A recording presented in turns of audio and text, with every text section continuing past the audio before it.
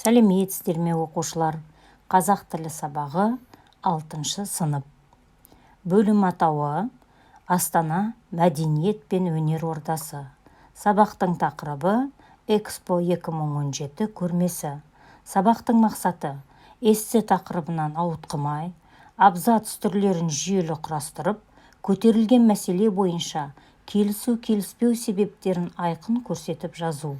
Яғни келісу-келіспеу эссесі. Тақырыпты бастамас бұрын талқылау сұрақтарына жауап берейік. Астана Экспо 2017 көрмесіне бардыңыз ба?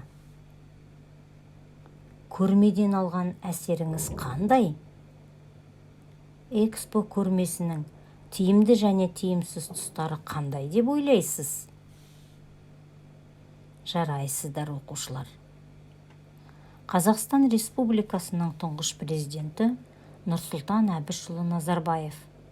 Бұл Қазақстан үшін үлкен құрмет және қуанышты оқиға. Астанада Экспо 2017 көрмесін тұрғызамыз. Өз экспозициямызды заманауи технологиямен қамтамасыз етеміз. Бұл әдемі нысан жаңа елордамыздың ең үздік бренді болады деп сенім білдірді. Олай болса, назарымызды бейнематериалға аударайық. Экспо бүкіл әлемдік көрме. Экспо атауы өзінің аты айтып тұрғандай, экспонат деген сөзден шыққан. Қазақша жәдігер, яғни ол жер жүзін мекендеген барша халықтардың өмірдің түрлі саласында қол жеткізген жетістіктерін, жәдігерлерін көрсететін алаң. Онда Экспоның кезекті таңдаған тақырыбына орай жұрттың бұрынғы, соңғы жеткен жетістіктері көпшілік назарына ұсынылды. Кезекті Экспо 2017 халықаралық көрмесін өткізудің зор мәртебесі Қазақстанның елордасы Нұр-Сұлтанға бұйырғандығы 2012 жылдың 22 қараша айында Францияның астанасы Париж қаласында өткен халықаралық көрмелер бюросы Бас ассамблеясының 152 сессиясы барысында белгілі болды. Көрме 2017 жылдың 10 маусымы мен 10 қыркүйек аралығында өтті. Америка мен Европа елдерінде өткізіліп жүрген дүниежүзілік көрме Экспоның елордамызда өтуіне бәріміз куә болдық. Елімізде өткен Экспоның тақырыбы болашақ энергиясы. Көрмеге қатысушы мемлекеттер өздерінің энергия саласындағы техникалық жетістіктерімен барша жұртшылықты тәнті етті. Әсіресе қазіргі таңда сұранысқа ие балама энергия көздерін алу мақсатында құрылғылармен таныстырды.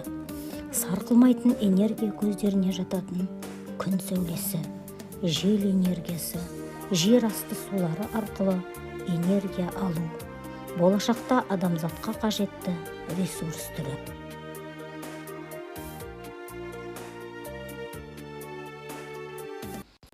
Енді сабағымыздың мақсатына оралайық. Эссе тақырыбынан ауытқымай, абзац түрлерін жүйелі құрастырып, көтерілген мәселе бойынша келісу-келіспеу себептерін айқын көрсетіп жазу. Бағалау критерийі эссе тақырыбының желісінен ауытқымайды. Сыни тұрғыдан ойлайды, ойын жүйелі жеткізеді. Әрбір абзацта келісу-келіспеу себептерін айқын көрсетеді. Дескриптор эссе тақырыбының желісінен шықпайды. Әрбір абзацты сыни тұрғыдан ойлап, сауатты жүйелі құрастырады. Қажетті келісу-келіспеу себептерін айқын ашып жазады. Эссе жазудың өзектілігі мынада. Бірінші, табысқа қол жеткізу. Екінші, іскерлік қарым-қатынас жасау. Үшінші, басқа адамның көзқарасын білу. Төртінші, өз жаңалығын жүзеге асыру. Бесінші, қоғамдық ойға пікір білдіру. Эссе жазудың талаптары. Бірінші, дәлелдерді, ақпараттарды жинаңыз. Реттілікті сақтай отырып жоспарлаңыз. Идеялар тізімін жазып шығыңыз. Кіріспе бөлімін жазыңыз, тезис ойлап табыңыз. Негізгі бөлімді бірнеше абзацқа бөліңіз. абзацтарды байланыстырушы сөз тіркестері мен сөйлемдерді дұрыс қолданыңыз. Қорытынды бөлімін жазыңыз. Тақырыптан ауытқымаңыз. Жазғаныңызды оқыңыз. Қателеріңізді түзетіңіз. Эссе жазуда ескерілетін жағдай. Жазылған эсседе ой, дұрыс, не бұрыс деген ұғым жоқ. Онда сіз өзіңіздің пікіріңізбен бөлісе аласыз. Ойды жеткізуде көптеген қателіктерден абай болу керек. Плагиат атты ұғымның эссе жазудағы мәнін түсінген жөн. Ой, оқылған кітап, журналдан, көрген бейнефильм, бағдарламалардан, қарастырылған статистикалық мәліметтер, зерттеулерден туындайды. Ойыңызды жазбас бұрын сол пікірдің қалыптасуына себеп болған мәліметті және сол мәліметтің ресурсын көрсету керек. Эссе тақырыбындағы мәселе келісу-келіспеу жағдайына байланысты оң және теріс көзқарас білдіре отырып, өз ой-пікірін дәлелдеумен жазу. Менің ойымша, пікірімше, түсінігімше, біріншіден, екіншіден, қорытындылай, түйіндей келе деген сөз орамдарын негізге алу керек. 6 сынып бойынша эссе жазу құрылымы. Эссе 150-170 сөзден тұрады. Кіріспе 30-40 сөз, негізгі бөлім 70-80 сөз, қорытынды 40-50 сөзден тұруы шарт. Кері байланыс. Бәрін түсіндім, әлі де көп білгім келеді, көмекті қажет етемін деген белгілерді белгілейсіздер. Қорытынды.